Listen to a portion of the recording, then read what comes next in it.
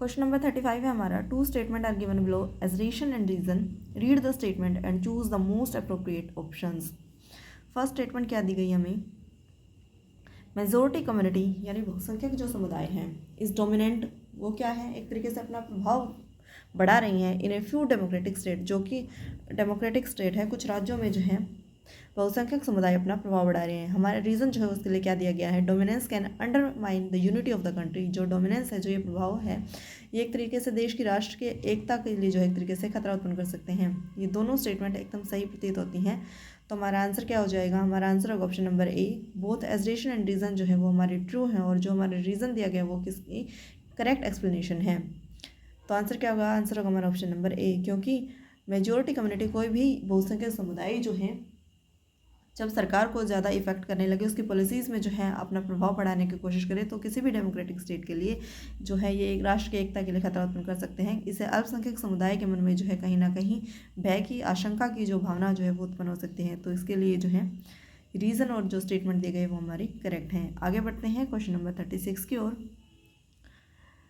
जिसमें फर्स्ट है हमारी statement, power sharing is good, यानी कि जो सत्ता का हस्तांतरण है, वो शक्तियों का बंटवारा जो है वो एक तरीके से अच्छा माना जाता है। रीज़न हमें क्या दिया गया है, इट हेल्प्स, ये मदद करता है, टू रिड्यूस द पॉसिबिलिटीज़, किस प्रकार की संभावना को कम करने के लिए, two of conflict between the social group, जो हमारे सामाजिक झगड़े, जो विवाद होने की संभावना है, उसके लिए जो है ये जो पावर शेयरिंग है वो क्या है, एक बेस्ट ऑप्शन हो सकता है। तो दोनों स्टेटमेंट बिल्कुल सही है, और जो रीज़न है वो हमारा करेक्ट एक्सप्लेनेशन भी है। तो आंसर क्या हो जाएगा, ऑप्शन नंबर ए जो है वो हमारा इसका आंसर हो जाएगा। आगे बढ़ते हैं क्वेश्चन नंबर 37 की ओर। इसमें हमें करेक्ट पेयर जो है वो बनाने हैं। सबसे जो फर्स्ट दिया गया हमारा रशिया, जो कि यूनिटरी फॉर्म ऑफ गवर्नमेंट इसके अंतर्गत बताया गया है। चाइना को फेडरल बताया गया है, जो कि बिल्कुल गलत है। चाइना में कैसी सरकार है, यूनिटरी फॉर्म ऑफ गवर्नमेंट पाई जाती है, ना कि फेडरल। और कनाडा में जो है वो भी यहाँ पर एकात्मक शासन व्यवस्था इसके अंतर्गत दिखाई गई है, जबकि कनाडा में कैसे शासन व्यवस्था है, फेडरल सिस्टम है। तो ये हमारे तीनों ऑप्शन जो है एक तरीके से गलत हो जाते हैं। हमारा आंसर क्या हो जाएगा, अर्जेंटीना जो है वहाँ पर कैसी शासन प्रणाली है, फेडरल सिस्टम है, फेडरल गवर्नमेंट वहाँ पर पाई जाती हैं। आगे हमारा क्वेश्चन दिया गया है क्वेश्चन नंबर 38, जिसमें बताया गया है the district between Sinhalese and Tamil communities turn into a wide spread conflict in Sri Lanka. Sri Lanka के बीच जो समुदाय हैं, सिंगली और तमिल समुदाय, इनके बीच जो विवाद जो है काफ़ी ज़्यादा बढ़ गया था। रीज़न हमें क्या दिया गया है, रीज़न हमें बताया गया है 1956 का वो एक्ट, जिसके अंतर्गत क्या किया गया है, recognised Sinhala as the official language, जिसके अंतर्गत सिंगली भाषा को जो है ऑफिशियल लैंग्वेज का दर्जा दिया गया था। हमें जो ऑप्शंस दिए गए हैं वे दोनों जो हैं करेक्ट हैं, यानी कि स्टेटमेंट ए भी सही है और रीज़न भी सही है। तो आंसर क्या होगा, ऑप्शन नंबर ए जो है इसका आंसर हो जाएगा। दोनों जो है इसकी ऑप्शन सही है, और जो रीज़न है उसकी करेक्ट एक्सप्लेनेशन है। और आगे बढ़ते हैं क्वेश्चन नंबर 39,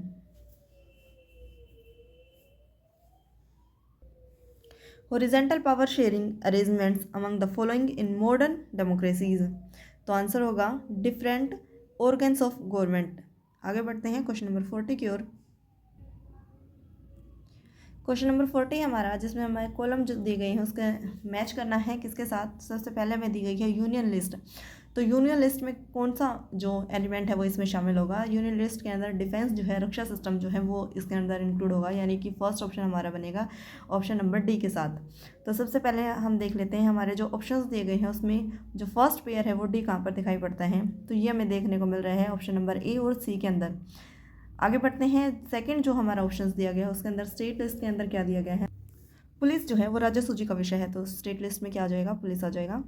अब देखिए जो ए और सी है इन दोनों में ये मैच कर रही हैं। अब हमें और जो ऑप्शन है उनकी तलाश करनी होगी। जो कंकरेंट लिस्ट हमें दी गई है, समवर्ती सूची हमें दी गई है, उसके अंदर क्या इंक्लूड है, समवर्ती सूची के अंदर जो फॉरेस्ट है वो इंक्लूड है। तो हमारा आंसर क्या हो जाएगा, ऑप्शन नंबर ए जो है वो करेक्ट आंसर हो जाएगा। आगे बढ़ते हैं क्वेश्चन नंबर 41, जिसके अंदर बताना है which one of the following countries is a example of coming together federation. इसके लिए हमारा आंसर होगा यूनाइटेड स्टेट ऑफ अमेरिका।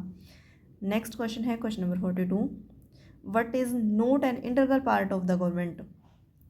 ये होगा हमारा office of the prime minister, क्योंकि लेजिस्लेटिव, एग्जीक्यूटिव और जुडिशरी ये तीनों ही पार्ट है किसके, गवर्नमेंट के। तो हमारा आंसर क्या हो जाएगा, ऑप्शन नंबर ए जो है वो आंसर हो जाएगा। इससे हमने नोट पूछा गया था इसलिए। आगे बढ़ते हैं क्वेश्चन नंबर 43 की ओर, जिसमें हमने बताना है Kerala has low infant mortality rate.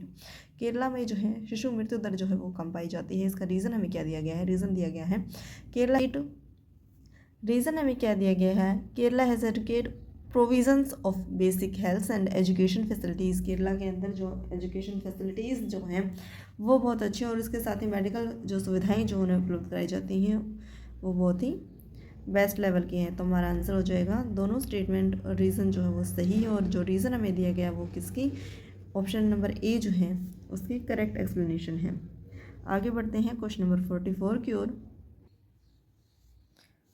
जिसमें हमसे पूछा गया है which one of the following sector shows the highest share in gross domestic product, यानी कि जीडीपी जो हमारी है उसके अंदर सबसे ज़्यादा हाईएस्ट शेयर जो हो किसका है? ये हमारा हो जाएगा सेवा क्षेत्र, टर्सरी सेक्टर जो जिसे हम कहते हैं। अगला क्वेश्चन हमारा question number 46, which one of the following sector shows the highest share in the employment 2017-18 in India.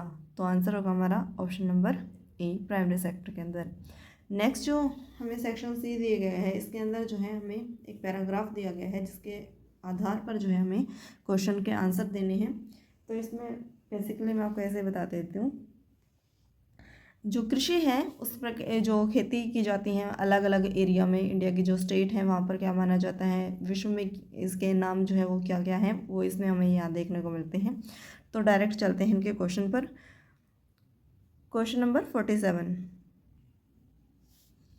Question number 47 है हमारा, how is primitive subsistent agriculture related with jhuming. जो झूमिंग कृषि है वो किस पर एक तरीके से बेस्ड है? उसका आंसर होगा हमारा it based on shifting cultivation. Question number 48 है हमारा, the slash and burn agriculture is known as conuco in which one of the following countries. किस कंट्री के अंदर इसे इस नाम से जाना जाता है? आंसर है हमारा ऑप्शन नंबर ए, वेनेजुएला के अंदर। अगला क्वेश्चन है हमारा question number 49, the slash and burn agriculture is known as roca in which one of the following countries. ये जाना जाता है ब्राज़ील के अंदर। नेक्स्ट क्वेश्चन है हमारा question number 50, identify the major problem of jhuming cultivation. इसके अंदर जो सबसे मेजर प्रॉब्लम है वो क्या है? लो प्रोडक्शन होता है। तो आंसर क्या होगा हमारा? ऑप्शन नंबर डी जो है वो करेक्ट आंसर हो जाएगा। अगला क्वेश्चन है हमारा question number 51, in India slash and burn agriculture is known as bewar in which one of the following state. ये जाना जाता है एमपी, मध्य प्रदेश के अंदर। आगे बढ़ते हैं क्वेश्चन नंबर 52 है हमारा,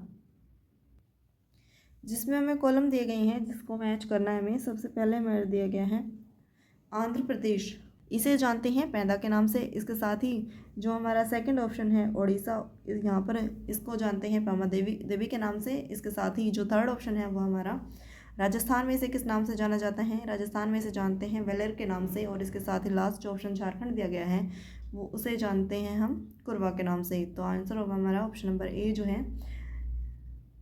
जो नेक्स्ट पैराग्राफ है उसके ऑप्शन देख लेते, क्वेश्चन देख लेते एक बार हम। क्वेश्चन नंबर 53 है हमारा, which one of the following economic sectors is लक्ष्मी रिलेटेड टू। यहाँ पर जो पैराग्राफ है इसमें बताया गया है कि जो लक्ष्मी है उसको क्या है, उसको नीड है, जो एरिया है उसके पास एग्रीकल्चर करने के लिए उसके पास जो है एक तरीके से सिंचाई की जो है वो उसको नीड है। तो फर्स्ट वो एग्रीकल्चर से जुड़ी हुई है। तो हमारा आंसर क्या हो जाएगा? वो किस सेक्टर से रिलेटेड है? वो हमारा होगा प्राइमरी सेक्टर से। अगला क्वेश्चन है हमारा, which one of the following categories of farmers is लक्ष्मी रिलेटेड टू। आंसर होगा हमारा ऑप्शन नंबर सी जो है मैरिगनल। क्वेश्चन नंबर 55 है हमारा, in which one of the following sector is underemployment seen at maximum. ये सबसे ज़्यादा जो है एक तरीके से देखा जाता है कहाँ पर? एग्रीकल्चर में देखा जाता है। How does construction dams and canals create employment in large numbers in rural areas. जब डैम का निर्माण किया जाता है ग्रामीण क्षेत्रों में तो वो किस प्रकार जो है रोज़गार उत्पन्न करते हैं बड़ी संख्या में? फर्स्ट ऑप्शन क्या दिया गया हमारे? Large number of engineers are needed. इसके लिए हमें बहुत ज़्यादा संख्या में किसकी? इंजीनियर्स की ज़रूरत पड़ती है। इसके साथ ही सेकंड ऑप्शन है हमारा, large number of technical are also required. Technical जो इंस्ट्रूमेंट है उनकी भी आवश्यकता पड़ती है, टेक्निक की भी जो है आवश्यकता होती है। सी हमें दिया गया है, adjustment of large number of unskilled labour. जो ये हमारा ऑप्शन है वो अप्रोप्रिएट दिखाई पड़ता है, क्योंकि रोज़गार की तलाश में ऐसे व्यक्ति भी होंगे जो ग्रामीण क्षेत्र में, जिनके पास जो है जो इंजीनियर नहीं होंगे और उसके साथ ही टेक्नोलॉजी का उन्हें बहुत ज़्यादा ज्ञान नहीं होगा, लेकिन जो अनस्किल्ड लेबर है वो एक तरीके से लेबर का काम करने के लिए जो है अप्रोप्रिएट इस टाइम के लिए माने जाते हैं। तो हमारा आंसर क्या हो जाएगा? ऑप्शन नंबर सी जो है वो करेक्ट आंसर हो जाएगा। अगला क्वेश्चन हमारा question number 57, which one of the following is the main result of increasing irrigation facilities in the field of agriculture? इसके लिए हमारा आंसर होगा इंक्रीज प्रोडक्शन। नेक्स्ट क्वेश्चन है हमारा question number 58, which one of the following means the irrigation generally comes under the public sector? Answer होगा option number D, canal.